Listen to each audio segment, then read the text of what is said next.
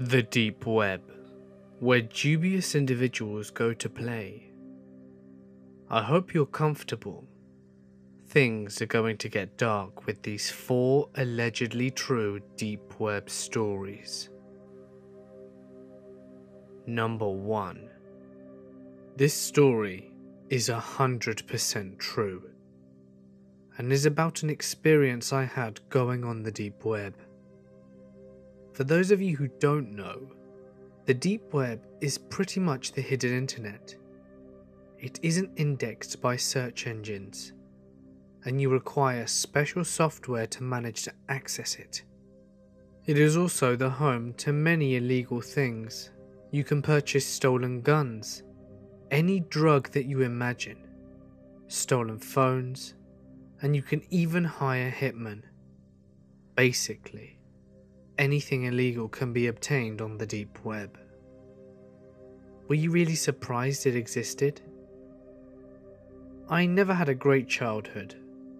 My dad was always gone, and my mum wasn't around that much either.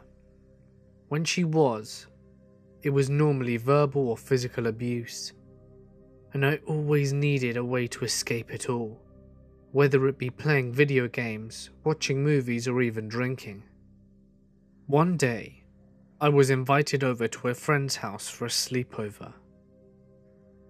I arrived and greeted his family, and then went upstairs to see him. When I got to his room, he told me that he had something to show me. He opened his laptop, and he told me that he'd managed to get onto the deep web. We stayed up very late that night, browsing through all the interesting things we could find. He showed me how to use it, and I took down some notes so that the next day I could try it out for myself. And that is exactly what I did. I downloaded the software and was good to go. When on the deep web, there is a page full of links in order for you to get to sites. You keep clicking the new link that pops up. At first it was very boring. Hundreds of dead websites, or disgusting ones, filled with videos of real people being butchered alive. Eventually I found a forum. I can't remember what it was about, but I asked how to go to interesting sites that were not illegal. One guy then sent me a link and said that it was a site that contained leaked government documents. That's when I thought things were getting interesting, so I clicked on it without a second thought. But when the page opened, I was shocked. It was a bunch of videos of people being tortured, raped, or murdered in the most horrific ways. I have a pretty strong stomach, so I was ready to ignore and just exit out. But that's when I realized all the videos were playing at once. When I moved the mouse over one to pause, there was nothing. No bar that let you pause nor stop it. And that's when it hit me. These were all live stream. I clicked on one that said homeless man kidnapped in my basement. It was a man who was tied to a chair and covered in blood. To his left was a table, and on it was a whole bunch of tools, like axes, knives, drills and hammers. It was quite clear he'd already been pretty badly battered in. And there was a hooded person standing by the table. On the right of the live stream, there was a chat box, and people were requesting that the hooded man to do various things, like cut off the homeless man's hands or rip out his hair. Eventually, one man in the chat box said that he would pay several bitcoins for the hooded man to gorge out the homeless man's eyes. The hooded man obliged and grabbed what looked like a fork off the table and began to walk towards the homeless man. I was absolutely in shock. I quickly closed down the live stream, but I could still hear it. I could hear the screams of this poor man. I tried to leave the site, but it was frozen, and I could only hear the horrible, horrible screams. A few seconds later, the sound thankfully stopped, and a chat box appeared in the center of my screen. I couldn't exit out of it, but then in the box someone typed in, "Hello, how did you like the site?" I paused for a moment, not sure if it was some kind of automated message. But then he typed again, "Are you going to answer?" I stayed frozen in place, but eventually typed in, "Who is this?" The guy explained that he was the owner of the site, and that he liked to greet first-time users whenever he could. I winced in disgust, and this is where things got really scary. In the chat box, the man typed, "It's really rude to make faces, Jake." And that's when my eyes got wide. I noticed that my webcam was on. I always keep it off. How did this man know my name, and how did he manage to turn on my cam? I covered up the webcam with a sticky note and typed, "How did you know my name? I'm calling the police." But there was a brief pause, and then, horrifyingly, a whole bunch of data was posted in the box. I looked at it, and I realized it was everything about me. My full name, my email, my address, my age, and it even had my parents' information as well. I panicked and shut off my computer, and hoped that that would be the end of that. I did a complete wipe of my computer's data and went out for a drink. I was under a lot of stress. That night, my mum said that she wouldn't be home. She didn't say where she was, but at this point in my life I couldn't care less. My dad, of course, was nowhere to be seen, probably still out on business. I couldn't sleep, so I stayed up watching a movie and fell asleep on the couch, agitated and worried. I don't know why, but around 2:30 in the morning I woke up. The TV was still on, and it gave off a dim light. But when I opened my eyes a little more, I almost screamed. There was a man standing just a few feet away from me. He was wearing a mask, and I flew off the couch and darted for the door. I heard heavy footsteps coming after me, so I flung the door open and ran outside screaming as loud as I could to try and get someone's attention. I looked behind me and I saw the man. He was running, and he was a lot faster than me. I screamed even louder and noticed that there were tears running down my face. Then, a bag wrapped around my head, and I was pushed to the ground hard. I was pushed to the ground so hard that I felt blood in my mouth. I heard a car speed up beside me, and I was being dragged to the sound of it. They were taking me away, and presumably were going to put me on that site. I almost accepted my death when the man with the mask screamed in pain and dropped me. I pulled the bag off my head and saw the van speed away. That's when I saw my neighbour hitting the masked man repeatedly with a baseball bat. It wasn't before long that the police arrived. They took the masked man away and eventually caught the van. The site was shut down. My mum, dad and I eventually moved away, and I will never, ever go back on the deep web. Number 2. This was back before Google. Web pages were, for the most part, still very basic HTML with JavaScript. Hardly anyone used CSS. Only discussion boards and some banking sites had anything approaching mature front-end back-end combinations. Early net, real, deep web stories, not just one about illicit activities online. I was browsing random blogs, GeoCity sites and stuff like that, just going from link to link. Eventually, I came upon an odd page. It just appeared to be random thoughts from different people, but for the time, it was very well designed. The messages seemed cryptic in nature, like several people were trying to pass secret notes. I started through the source, and hidden in the comments of the JavaScript were various IP addresses. I gathered all of the IPs in a text file and began enumerating. Some were routers with banner images which I could telnet to, almost all at universities. The default Cisco credentials from back in the day worked on most of them, but I didn't bother poking around. A few of the IPs were web servers, with little to nothing on them. Most Apache or Linux, some BDS, and at least one IIS server. I finally came upon a web server with a huge directory of HTML files and TIFF files, with a few smaller subdirectories containing the same.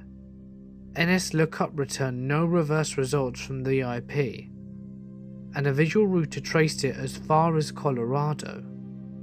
The HTML files appeared to be records of a psychologist or a similar mental health professional. The images were of faxes, apparently of both military and medical nature.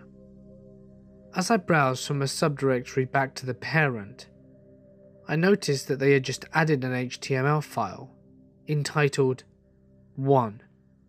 Hello there. This timestamp was from right now, right that minute. I opened it in plain text, and the message was, "We see you."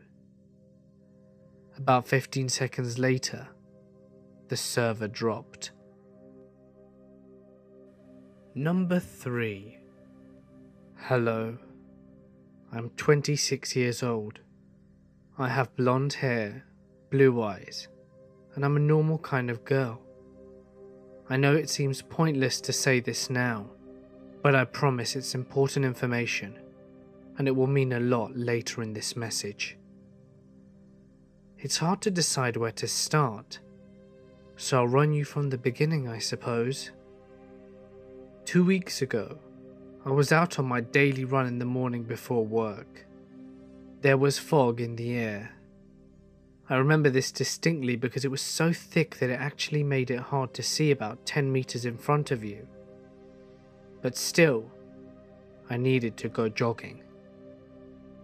And then all of a sudden, a dark red SUV started to become visible through the heavy fog. I don't know what happened here, as it was all so fast. 1 minute I was running my normal route, and the next, I was grabbed and thrown into the SUV. I suppose they used chloroform or something to knock me out, because when I came back to it, I was in a solid white room. Absolutely nothing in it but me. I don't know what's worse, realizing that I had been kidnapped, or the maddening essence of the dead and empty room I was being kept in. For 2 days I saw and heard no one. The sheer whiteness of this room was driving me insane. Minus the screams, of course, and pleas, and downright pitiful begs that escaped my mouth. Finally they came, but it was no blessing. I was taken to yet another white room, but this time there were things in it. I was stripped down to nothing and washed like a dog with a cold hose. There were 3 men and 1 woman in the room. She just sat back and observed, writing things down in a small notebook. The men heckled me, tossed me around between them, and they touched me. But blessedly, the woman spoke up before it went any further. She had a very thick German accent, and I remember she told them to wait, as she didn't want to spoil me. I wasn't sure what she meant, started to get really worried and was taken to yet another solid white room. But this one was not empty. There was a chair in the center screwed to the floor, an empty box about the size of a coffee pot, and a metal swivel table covered in a white cloth. Here I was plopped into the chair, my wrists and ankles tightly bound with heavy metal lashes. I was terrified. I asked them what they were going to do to me, but no one spoke a word as they went about their tasks. I felt like an object to them, not a human. Everyone left, and once again I was alone. A whirring noise brought me out of the panic attack I was about to go into. I watched in horror as an extra-large television descended from above me.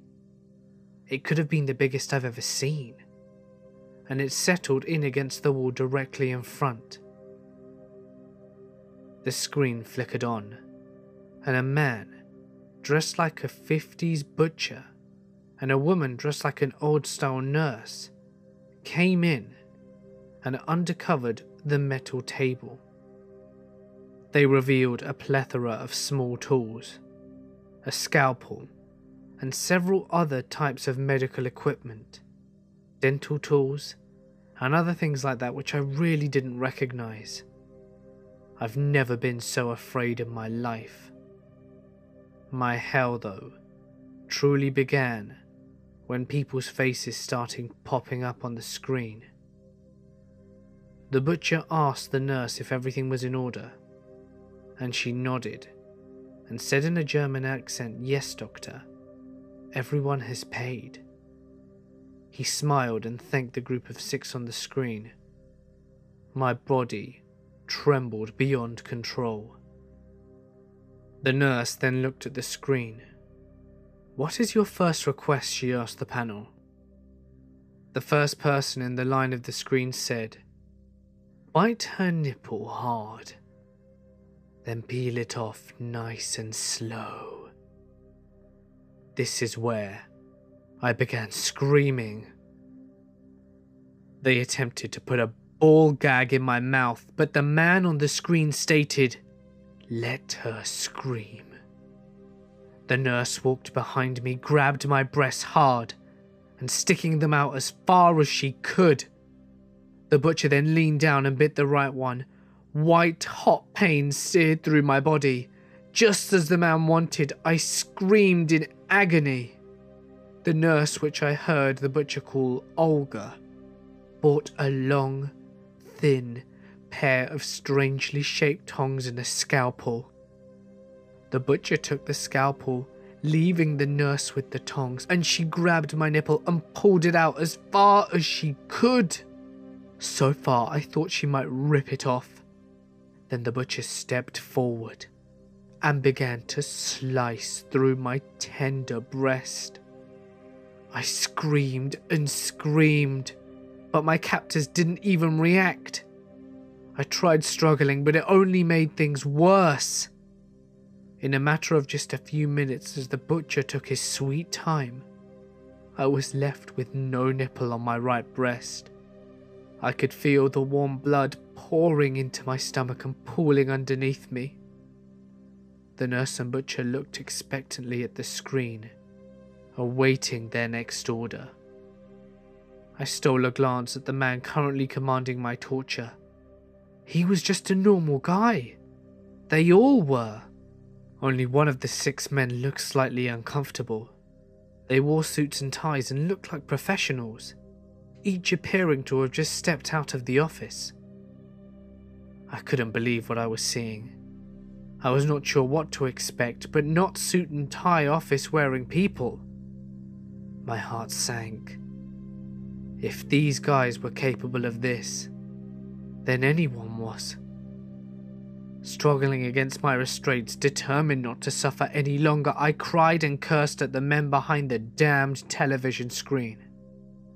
I cursed the butcher and the nurse, and I continued my triad until I heard one of the men's voices say, "Undo her and beat her against the walls." I looked back up in shock.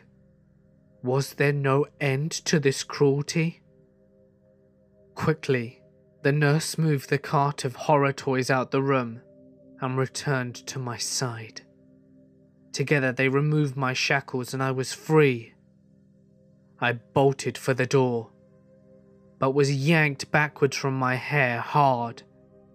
Again I screamed in pain, which seemed to please everyone even more. Before I could even fall, the butcher swung me around, still holding my hair, and slammed me into the opposite wall. I hit it hard enough to knock the wind out of my lungs. And again, before I was even able to think of what I was to do, I was slammed into another wall, and then another, and another, until the man with the request said that it was enough. The butcher grabbed me by my upper arm and forced me to the front of the screen. I had never felt so exposed. Blood dripping from my face and breast. I was so vulnerable and felt so small. The smallest and weakest I'd ever felt in my whole life. I prayed that they were done. But the nurse stepped forward and said, "You have 7 minutes of pay time remaining. What will your final wish for our little beauty here be?" There was a silence for a moment, as the men seemed to be deciding what they wanted for the finale. But the request was nothing I braced for. Rape her. I was floored. I begged and pleaded that they change their minds to the butcher to please no, but my words fell on deaf ears, and the butcher seemed determined to oblige, as I heard the sound of his leather apron hit the floor and his belt come undone. He still had me by my arm. I struggled with all my might to get away, but I was jarred when the hulk of a man turned and backhanded me right across my face. I nearly fell, and he used this to his advantage, throwing me the rest of the way to the ground, positioning me so that the men could see everything from a sideways view.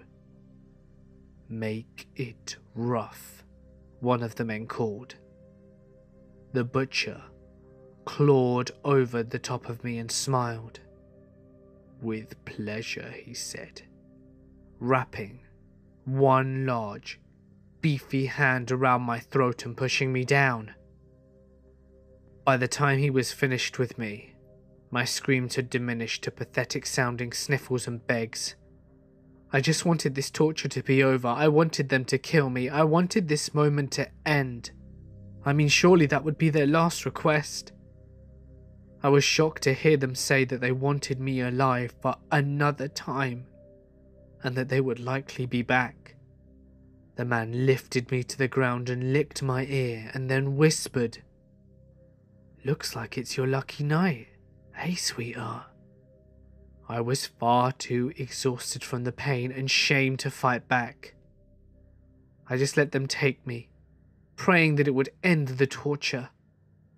Unfortunately, I was immediately shoved back into my little white room and left there until they decided that if I put this information out on the net, it would attract more customers.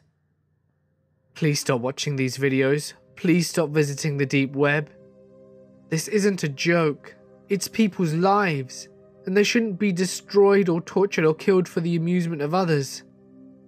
I already know that I won't leave this place alive or intact, but that doesn't matter. Maybe I can save someone else from this fate. Maybe you. Number 4. When I was underage, 14 to be exact, I started to learn and find out about the deep web. It started out as me being cool, because I was able to access it and show my friends. And also, I got to look at the price of drugs from different websites.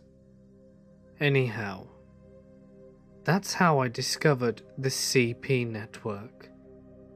Well, as a horny teenager, I started visiting the chat rooms pretty often. I didn't say much, just watched pedos talk about different things. Sometimes, there would be link dumps of hundreds of different CP sites. I tried to resist from it, knowing that child pornography was wrong, But I didn't hold out long with my tendencies. I started visiting the rooms more often and getting to know more of the people on there. Hell, I even started talking to a few. I can't remember when, but one day I was talking to a guy and he asked me how old I was.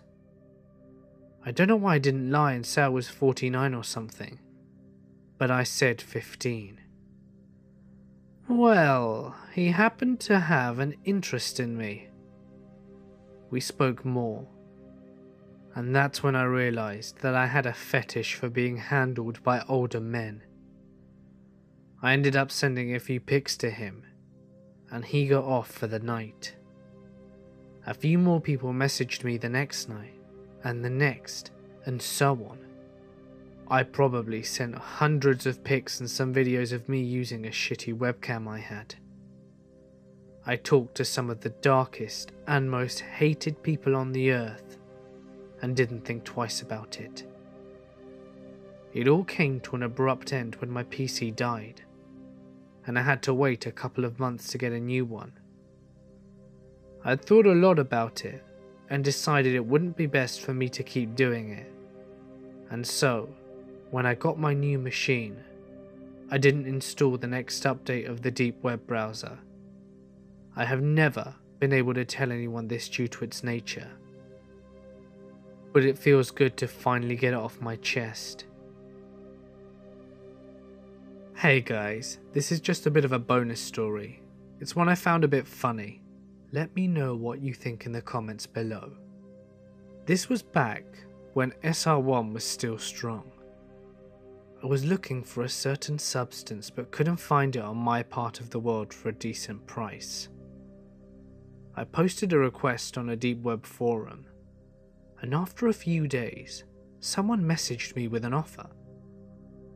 For some reason, I accepted it and sent him about $200, and of course, I got scammed. I didn't think much of it, but posted a warning to others about this guy, saying he scammed me out of $200.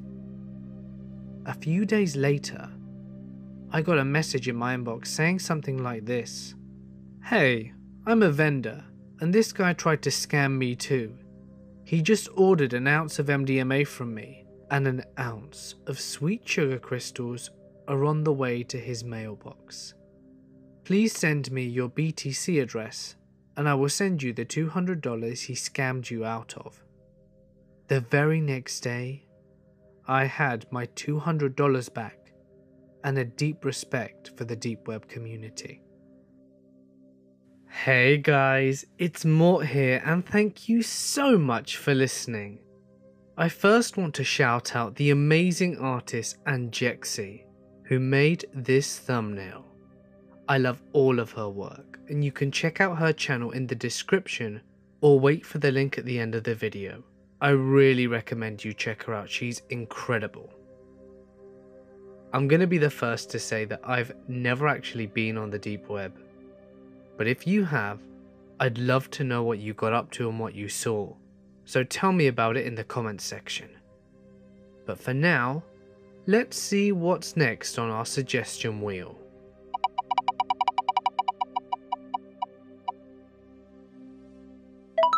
Tarot card horror stories.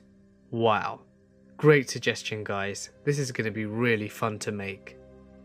I've also been thinking about doing a Q&A session, so you guys can get to know me a little bit better. If you want that, please let me know and shoot me your questions here or on Twitter or Instagram, links in the description. And if you like the video, be sure to let me know in the comments section below, and hit the subscribe button if you haven't already for more chilling true stories. But for now guys, I'm gonna sign off. Stay awesome, and I'll see you in the next one.